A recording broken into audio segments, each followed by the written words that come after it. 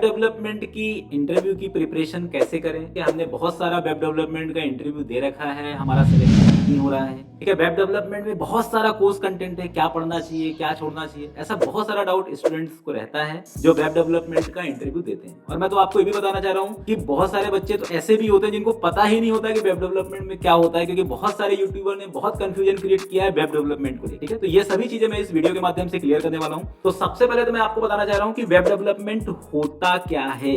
ठीक है, तो वेब डेवलपमेंट एक्चुअली क्या है, किसी भी वेब को यदि आपको एक ऑनलाइन प्लेटफॉर्म के थ्रू यदि वर्ल्ड वाइड वेब के अंदर लॉन्च करना है तो उसके लिए आप वेब डेवलपमेंट करते हो। डेवलपमेंट वर्ड जहां पर आ गया तो इसका मतलब डायनेमिक हो। ठीक है, वेब डेवलपमेंट मतलब स्टैटिक नहीं होता है, स्टैटिक वेबसाइट होती है। वेब डेवलपमेंट से हम क्या बनाते हैं, वेब एप्लीकेशंस बनाते हैं, जैसे आपका फ्लिपकार्ट हो गया, अमेजन हो गया।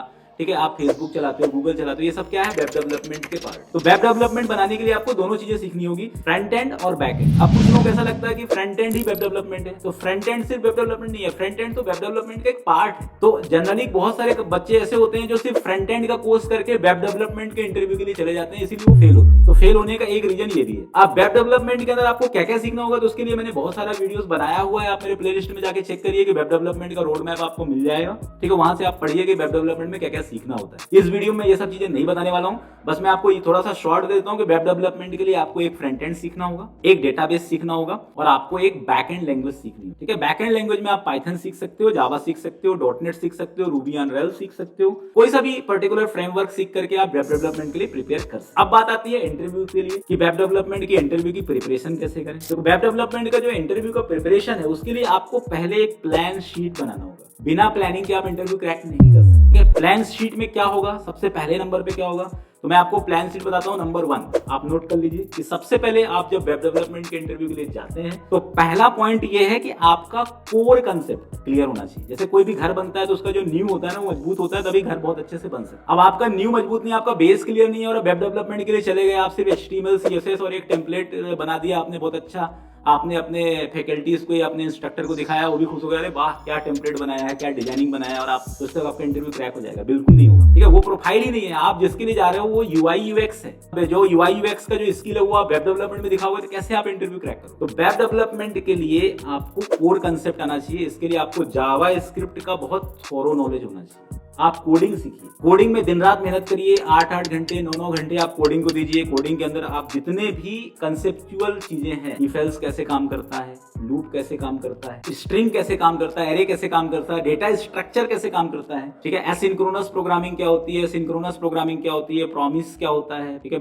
इसके बाद क्लोजर्स क्या होते हैं, ठीक है, कितने टाइप के फंक्शंस होते हैं, रिकर्सन कैसे काम करता है, वेयर लेट कॉन्स्ट में क्या डिफरेंस होता है, हैशिंग टेक्निक क्या होती है, ठीक है, पोस्टिंग टेक्निक क्या होती है, इनके बारे में आपको पूरा स्टडी करना होगा। मतलब जावा स्क्रिप्ट के अंदर के जो ES6 के जो फीचर्स हैं, मतलब एक्मा स्क्रिप्ट के जितने भी फीचर्स हैं, मैं वर्जन्स नहीं बोलता, वर्जन तो आप लेटेस्ट कोई सा भी वर्जन आप पढ़ लो, जो लेटेस्ट वर्जन है ES एक्मा स्क्रिप्ट का उसका कोई सा भी वर्जन उठा करके आप पढ़िए, उसके अंदर की चीजों को बिल्कुल इन डेप्थ पढ़िए। क्योंकि जो फेज 1 होता है किसी भी कंपनी के अंदर वेब डेवलपमेंट के अंदर, वो जावा स्क्रिप्ट ही आज के डेट में सबसे ज्यादा। ठीक है, तो जावा स्क्रिप्ट का आपको बहुत अच्छे, भले आपका HTML CSS इतना ज्यादा नहीं पूछा जाता, देखो कि जितने भी वेब डेवलपमेंट के इंटरव्यू उसमें HTML CSS इतना नहीं पूछा जाता है, वो 10% पूछा जाएगा, लेकिन 90% आपका जावा स्क्रिप्ट पूछा। इसलिए आप जावा, क्योंकि आप जब फर्स्ट फेज ही क्रैक नहीं करोगे तो सेकंड फेज में आपका प्रोजेक्ट कौन देखेगा। आप प्रोजेक्ट, कुछ लोग तो प्रोजेक्ट बना लेते हो लेकिन जावा स्क्रिप्ट में डिब्बा गुल रहता है। जब जावा स्क्रिप्ट ही सही नहीं है तो आपको प्रोजेक्ट कौन देखेगा। मैं आपको फेज 1 बता रहा हूँ कि आपको पहले फंडामेंटल अपना क्लियर करिए, अपना बेस मजबूत करिए, और बेस मजबूत करने के लिए आपको कम से कम 500 प्रोग्राम बनाना। 500 से कम प्रोग्राम यदि आप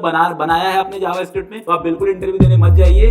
2020 और 2024 के इंटरव्यू प्रिपरेशन में जमीन आसमान का फर्क। 2020, 2021, 2022 में आप 10 प्रोग्राम भी जावा स्क्रिप्ट के बना लेते ना तो आप क्रैक हो जाते। लेकिन 2024 के अंदर आपको उस तरीके के क्वेश्चन पूछा जाता है, फ्रेशर लेवल पे भी 2 इयर्स या 3 इयर्स के जो एक्सपीरियंस पर्सन है उनसे पूछा जाता था। ठीक है, तो अब आपका जो स्केल है वो अप हो चुका है। मतलब अब आप फ्रेशर नहीं हो, आपको एक्सपीरियंस प्रोफाइल के अकॉर्डिंग क्वेश्चन आपसे पूछा जाएगा, उसको आपको क्रैक करना। तो पहला मैं आपको जो मंत्र दे रहा हूं कि कोर कंसेप्ट क्लियर करिए। ठीक है, दूसरा ये है कि सिर्फ हमने प्रोजेक्ट बना लिया इससे काम नहीं चलेगा, आपको टूल्स का नॉलेज भी होना चाहिए। आजकल टूल्स बहुत इंपॉर्टेंट है। आपको थोड़ा सा गिट के बारे में पता होना चाहिए, गिटहब के बारे में पता होना चाहिए। ठीक है, वर्जन कंट्रोल सिस्टम क्या होता है, जीरा CRM, कोई ना कोई CRM आप पढ़ लीजिए, बहुत आसान होते हैं CRM। ठीक है, जीरा CRM हो गया, ओडो हो गया, आपका कोई भी जोहो हो गया, कोई भी CRM आप सीख लीजिए, ठीक है। साथ में थोड़ा सा आपको टेस्टिंग का भी नॉलेज होना चाहिए कि सॉफ्टवेयर डेवलपमेंट लाइफ साइकिल क्या होता है, एजाइल मॉडल क्या होता है। तो ये जो एक्स्ट्रा चीजें हैं ना, ये कंपनी के अंदर पूछा जाता है कि भाई आपको थोड़ा सा कुछ एक्स्ट्रा चीजों का भी नॉलेज है, थोड़ा सा क्लाउड के बारे में आप रिसर्च कर लीजिए। आजकल तो बहुत सारे क्लाउड प्लेटफॉर्म फ्री हैं, आप AWS प्लेटफॉर्म में जाकर के थोड़ा बहुत, मैं नहीं बोल रहा हूँ कि AWS पूरा सीखिए, आप AWS में जाकर के एक मशीन क्रिएट करके देख लीजिए, छोटा मोटा जो आपका क्लाउड के अंदर कोई चीज डिप्लॉय करके देख लीजिए, ठीक है। इस तरीके की चीजें सीखिए। थर्ड ये है कि फ्रंट एंड लाइब्रेरी, ठीक है, जो आप front end library react JS या एंगुलर JS दोनों में से कोई सा भी सीखा है तो उसको आपको पूरा उसकी भी प्रिपरेशन आप अच्छे से करिए, और उसके अंदर एक लाइव इंप्लीमेंटेशन करके रखिए अपने पोर्टफोलियो के अंदर, और एक पोर्टफोलियो को भी शेयर करिए अपने रिज्यूम में, ठीक है। आप अपना गिटहब के अंदर बहुत सारे छोटे छोटे प्रोजेक्ट्स जो आपने बनाए हैं उनका पर्टिकुलर फोल्डर वाइज या रिपोजिटरी वाइज आप उसको रखिए, और उसको अपने रेज्यूमे के अंदर या कवर लेटर के अंदर मेंशन करिए कि आपने गिटहब के अंदर ये प्रोजेक्ट्स बनाया है। तो वो भी एक बहुत अच्छा इंपैक्ट आपका क्रिएट कर, मतलब लाइव प्रोजेक्ट वर्क भी आपके पास होना चाहिए। चौथा ये है कि बैकएंड प्रोग्रामिंग के अंदर यदि आपने पाइथन सेलेक्ट किया है या जावा सेलेक्ट किया है तो उसके अंदर आपको पाइथन और पाइथन का रेस्ट API आना चाहिए। सिर्फ पाइथन जेंगो सीख कर काम नहीं होगा। यदि आप पाइथन के अंदर वेब डेवलपमेंट कर रहे हो तो Python Django plus Django rest API। जावा के अंदर यदि आप वेब डेवलपमेंट कर रहे हो तो जावा प्लस जावा के अंदर spring boot, spring MVC, hibernate plus Java rest API। ये भी आपको, मतलब रेस्ट API आजकल कंपलसरी हो चुका है। रेस्ट API क्रिएट कैसे करते हैं, रेस्ट API टेस्ट कैसे करते हैं, रेस्ट API को इंप्लीमेंट कैसे करते हैं, ठीक है। ये सभी चीजें आपको बहुत अच्छे से आनी चाहिए। इतनी चीजें यदि आप कर लेते हो फ्रेशर लेवल पे तो इतना इनफ है, ठीक है। इसके बाद थोड़ा बहुत आपको कम्युनिकेशन स्किल पे भी फोकस करना है। तो ये मैंने जो आपको step by step web development के लिए बता रहा हूँ, मैं फ्रंट एंड के लिए नहीं बता रहा हूँ। तो मैं आपको फिर से वही सजेस्ट कर रहा हूँ कि यदि आप मान स्टैक कर रहे हो या मेन स्टैक कर रहे हो या आप जावा वेब डेवलपमेंट कर रहे हो, पाइथन वेब डेवलपमेंट कर रहे हो, Ruby on rails web development कर रहे हो, तो ये वीडियो आपके काम का है।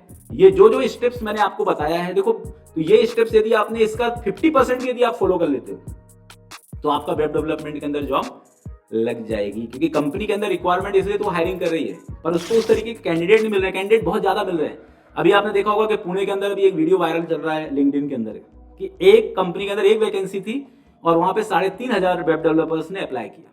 अब बताओ कंपनी कैसे एक बंदे को सिलेक्ट करेगी, 3,500 रिज्यूम्स आए, उसमें से उसको एक बंदा सिलेक्ट करना, कैसे करेगा सिलेक्ट? तो उसके लिए वो उसमें से क्या करेगा, वो 3,500 में से जो सबसे टॉप प्रायोरिटी में होगा उसको सिलेक्ट करेगा। तो मैं तो आपको एक एग्जांपल दे रहा हूँ, ये कंपटीशन बहुत ज्यादा टफ हो रहा है, तो आपको मेहनत भी टफ करनी है। बहुत सारे बच्चे ऐसे होते हैं जो कोर्स ज्वाइन कर लेते हैं, बस 2-3 दिन तो बहुत अच्छा पढ़ते हैं, उसके बाद फिर देखो इंडिया के अंदर बहुत सारे फेस्टिवल्स होंगे, बहुत सारे अलग अलग टाइप के आयोजन होंगे और ये होते रहेंगे। इस पे आपको फोकस नहीं करना है, आपको पूरा फोकस अपने पढ़ाई पे करना है। यदि आप एक दिन का गैप लेते हो, मैंने इसके पिछले वीडियो में भी बोला, एक दिन का गैप लेते हो तो उसका भुगतान आपको 10 दिन तक करना पड़ेगा, और 10 दिन का गैप लेते हो तो आपको उसका भुगतान 10 महीने तक करना होगा, ठीक है। इसलिए आप बिल्कुल गैप मत लीजिए। आपको पहली प्रायोरिटी में यदि आप अपने पढ़ाई को रखोगे तभी प्लेसमेंट आपका होगा। Thank you.